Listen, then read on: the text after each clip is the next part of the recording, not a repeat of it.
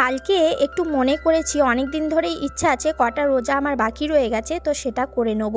তো তাই জন্য এই যে আজকে রাত্রেবেলায় কিন্তু আমি ছোলার ডাল আর ছোলা ভুনা বানাবো। তো তার জন্য সেটা ভিজিয়ে রাখবো। আর দেখুন না আমার মনের অবস্থা কীরকম, কোথায় কি জিনিস রাখি আমার যেন কিছুই মনে থাকে।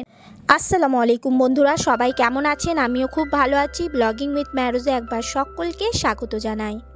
তো কখনো কখনোই আমার এই ছোলার ডাল আর এই যে ছোলাটা মানে গোটা যে ছোলাটা সেটা লাগে, তো সেই জন্য মনে থাকে না যে কোথায় কি রাখি।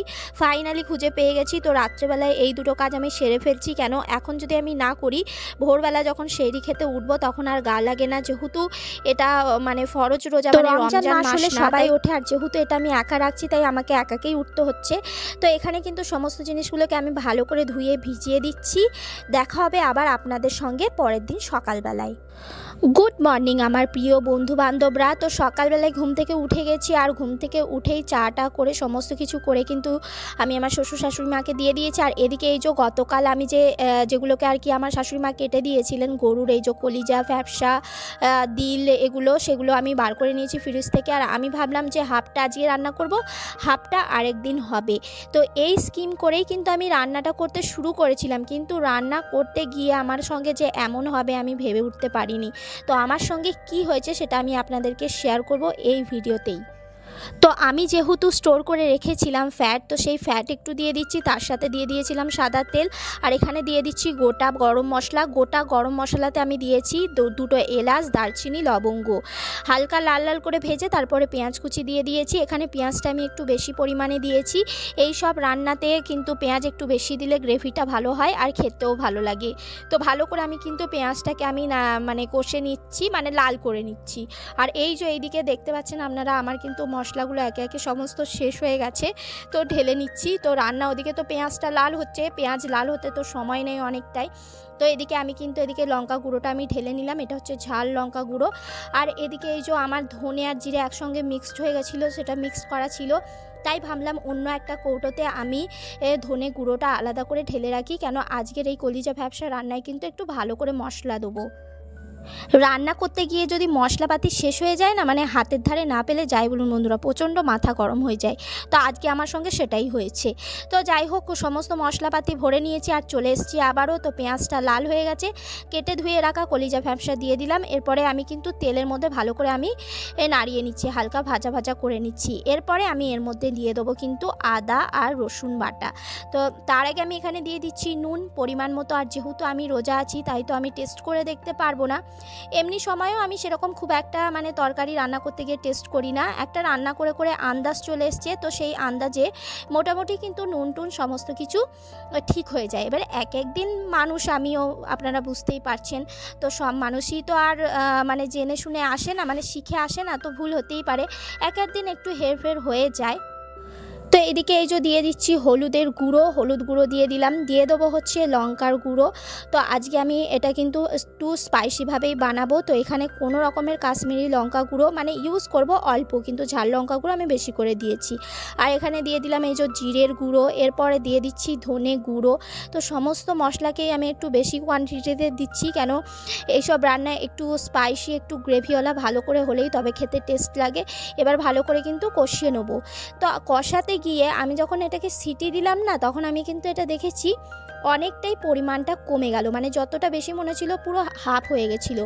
তো ওইটাই আমার প্রবলেম হয়ে গেছিলো। বাকি আমি যে মানে কলজা ভ্যাপসাটা তুলে রেখেছিলাম কন্টেনারে করে আরেক দিন করব বলে, তো সেটা আমার যেন মনে হলো যে আমাকে আজকেই রান্না করে নিতে হবে।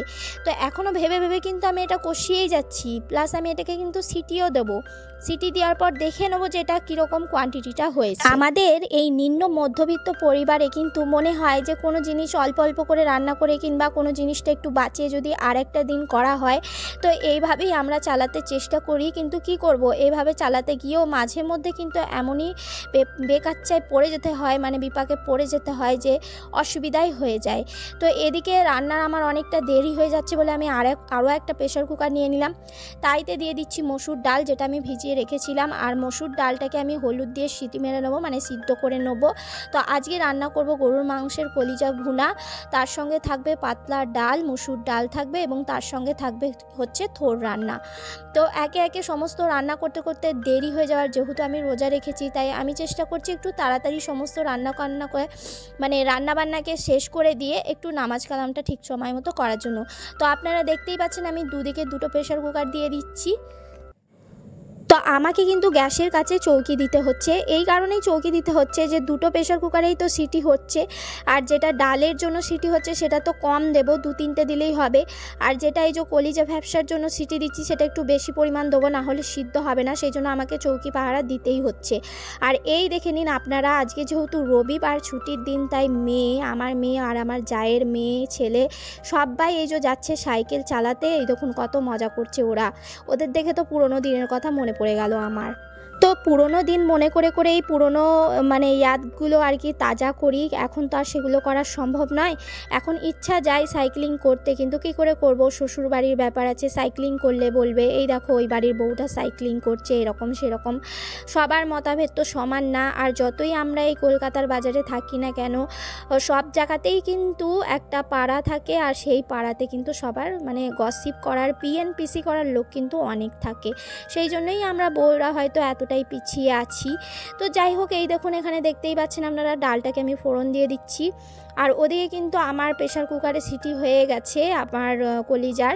তো আমি খুলে দেখে নেবো যে কি ঠিকঠাক মতো সিদ্ধ হয়েছে কি না, যদি সিদ্ধ না হয় আবারও একবার দিয়ে দেবো। আর এদিকে এই যে আমি কিন্তু আরেকটা প্যান বসিয়ে দিয়েছি, তার মধ্যে তেল দিয়ে দিয়েছি। এর মধ্যে আমি আলুটাকে লাল লাল করে ভেজে নেবো। মানে আমি কলিজাতে একটু ছোট ছোট করে কেটে আলু দিই। আলু দিলে কি হয়, একটু মানে গ্রেভিটার থিকনেসটাও ভালো হয়, প্লাস খেতেও ভালো লাগে। আর কোয়ান্টিটি অল্প থাকলে কিন্তু আলুতে সেটা ম্যানেজ হয়ে যায়।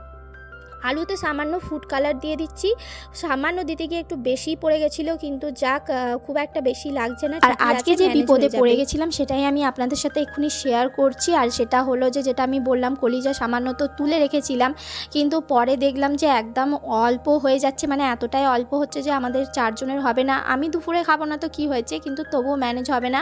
তাই আবারও সেটাকে ফ্রিজ থেকে বার করে আমি নুন দিয়ে আলাদা করে সিদ্ধ করে তারপরে তাতে মিক্স করে কষিয়ে কিন্তু আমি এটা করেছি। সেটা আর আমি তুলিনি, কেন তুললে অনেকটাই ভিডিওর লেন্থটা বড় হয়ে যাচ্ছিল। আর বেশি বড় হলে ভিডিও বন্ধুরা আপনারা দেখতে পছন্দ করেন না, জানি না ভালো লাগে কি ভালো লাগে না, হয়তো সেই জন্য তাই সেটাকে আমি স্কিপ করে দিয়েছি। আর এদিকে এই দেখুন আলুটা আমার ভালো করে লাল লাল করে ভাজা হয়ে গেছে, আর যেটা কিন্তু আমি কলিজা ভুনাতে আমি দিয়ে দিচ্ছি।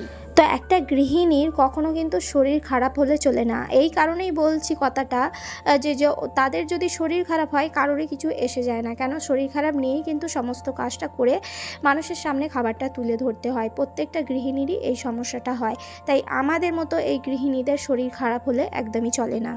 তো একদমই কষানো হয়ে গেছে, আর এটা কিন্তু আমি ওই দ্বিতীয় গ্যাসে মানে ওভেনটাতে দিয়ে দিলাম। আর এদিকে কিন্তু আমি বসিয়ে দিচ্ছি আরও একটা রেসিপি, যেটা আমি বলছিলাম সেটা হচ্ছে যে আমার এখানে থোড় রান্না, কলার থোড় রান্না। আর কলার থোড় রান্নাটা আমি কিন্তু সিম্পলভাবেই করব।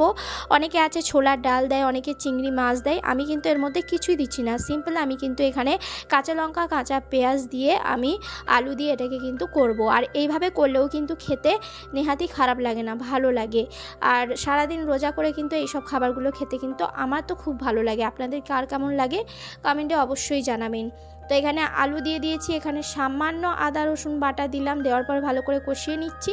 এরপরে একে একে যা যা রেগুলার ইউজের মশলা আছে, যেমন হলুদ গুঁড়ো, নুন, ধনে জিরে গুঁড়ো, আমি লঙ্কা গুঁড়োটা দেবো না, লঙ্কা গুঁড়ো ছাড়া করব। কেন আমি আমার শাশুড়ি মার মুখে শুনেছি যে থোড় রান্না নাকি সাদা সাদা মতো একটু দেখতে হয়, মানে হলুদ কালারের হয়, মানে লঙ্কার গুঁড়ো কেউ দেয় না, কেউ না মানে উনি দেন না, তো সেই জন্য আমিও দিই না এর মধ্যে। তো এখানে ভালো করে সমস্ত মশলা দিয়ে দিয়েছি, আর এই যে থোড়টা বাঁচা ছিল সেটাকেও দিয়ে দিলাম। এবার ভালো করে কিন্তু আমি কষিয়ে নেব।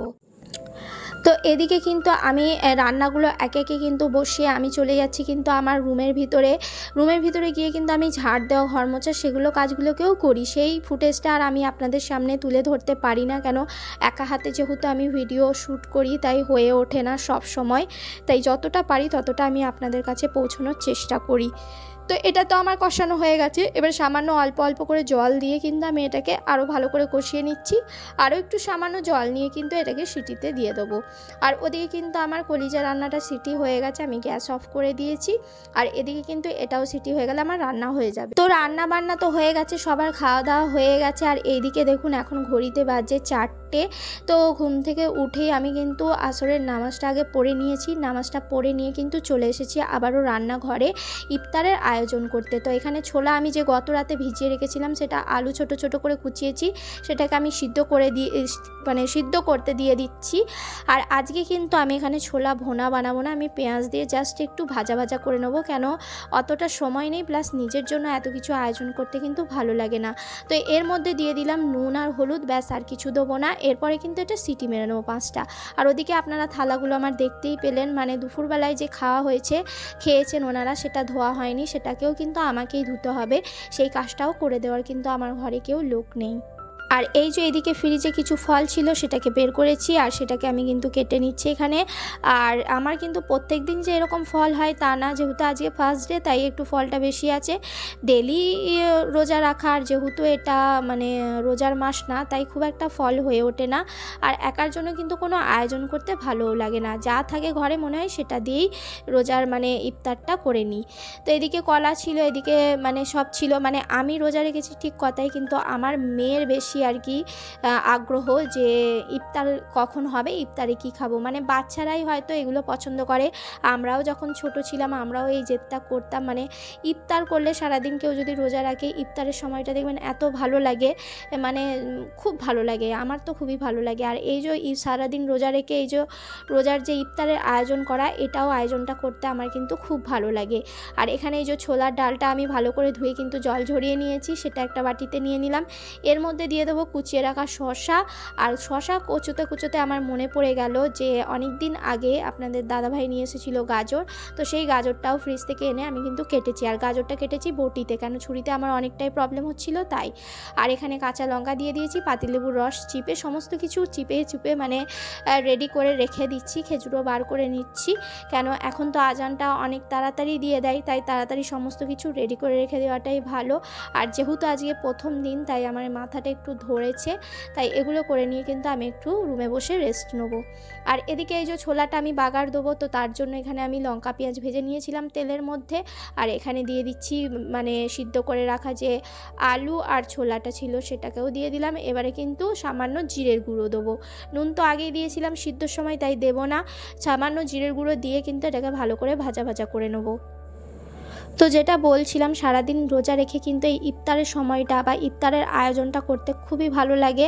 আর যেন মনে হয় কি বলবো, মনে হয় আর সারাদিনেই আমাদের যে রোজা রাখার আসল মানে উদ্দেশ্যটাই হচ্ছে যে যারা ভুখা পেয়াসা, যারা খেতে পান না, তাদের কথা মনে করা, যে একটা খাবারের মানে কি বলবো, রোজা মানেই হচ্ছে আপনার ত্যাগ বা গোনা থেকে বাঁচা। যে রোজা মানে তো শুধু খাওয়া বন্ধ তা না, চোখের রোজা, কানের রোজা, মুখের রোজা, সমস্ত কিছুরই রোজা হয়, সমস্ত কিছুরই একটা ইবাদত হয়, তো সেটার নামই হচ্ছে রোজা। আর এদিকে সমস্ত কিছু রেডি হয়ে গেছে, এবার আমি দস্তরখানা বিছিয়ে দিয়ে তারপরে কিন্তু সমস্ত কিছুটা একদম রেডি করে রেখে দেবো, কেন আজান হওয়ার সময় হচ্ছে। তো আজকের ভিডিও আমি এখানেই শেষ করছি। যদি আপনাদের ভিডিও আমার ভালো লেগে থাকে লাইক করে শেয়ার করবেন।